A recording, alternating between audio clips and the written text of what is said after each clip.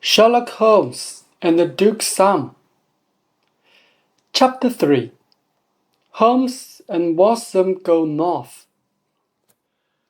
It was dark when we arrived at Dr. Huxtable's famous school in the northern hill. We went quickly into the building out of the cold, and at once someone ran up with news for Dr. Huxtable. He looked very surprised.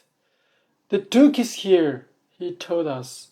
"The Duke and Mr. Wilder, his secretary, are in my office. Come and meet them." The government minister was a tall man with a long, thin face. He had red hair and a great red beard. He looked at us and did not smile. Next to him stood Mr. Wilder, a very young man. He was small with blue eyes and a watchful face. He spoke first.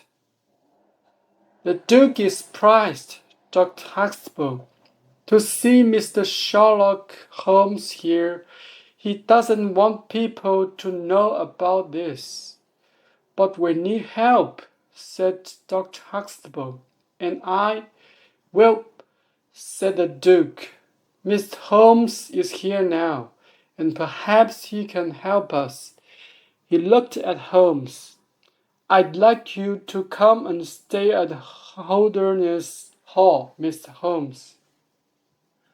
"Thank you, sir," said Holmes, "but I would like to stay near to the minister here at the school." "Can I ask you one or two questions, perhaps?" "Of course," said the Duke. "My questions are about the Duchess and about money," said Holmes. "The Duchess knows nothing about this," said the Duke, "and nobody is asking me for money." "I see," said Holmes.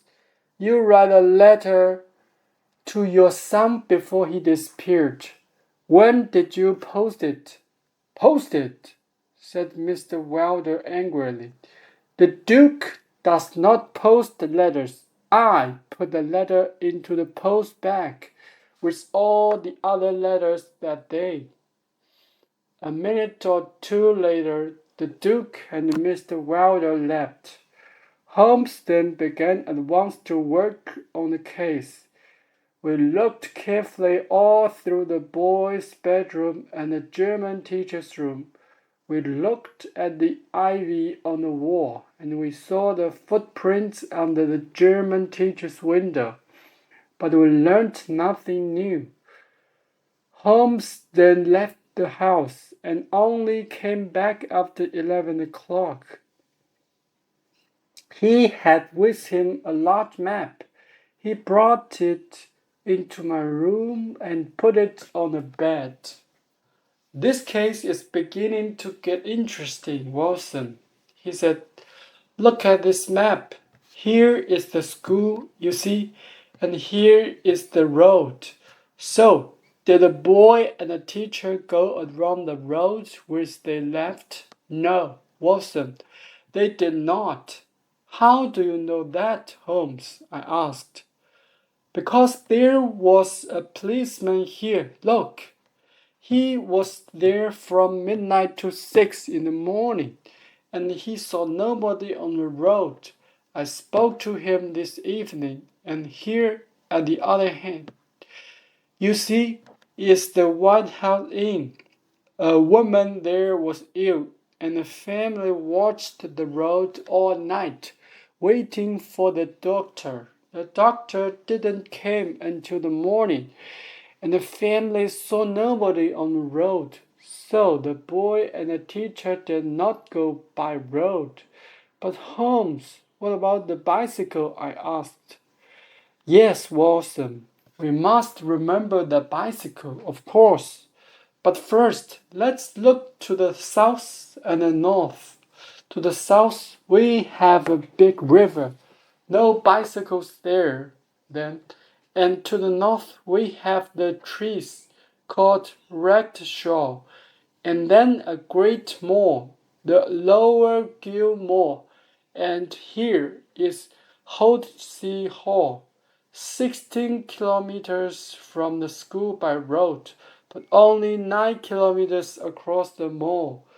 No other houses until the Green Man Inn along the Chesterfield Road. But the bicycle, I said again. Yes, Watson, Holmes said. It is possible to ride a bicycle around the mall. Difficult, but possible. Just then, Dr. Huxtable came quickly into the room. News, Mr. Holmes, he said excitedly. I bring news. In his hand was a blue school hat. Look, this is the boy's hat. One of my gardeners found it this evening. Where, man, where? Asked Holmes. Just north of Wrecked Shore, said Dr. Huxtable. Aha, said Holmes. What did I tell you, Watson? Tomorrow we must walk north, across the moor.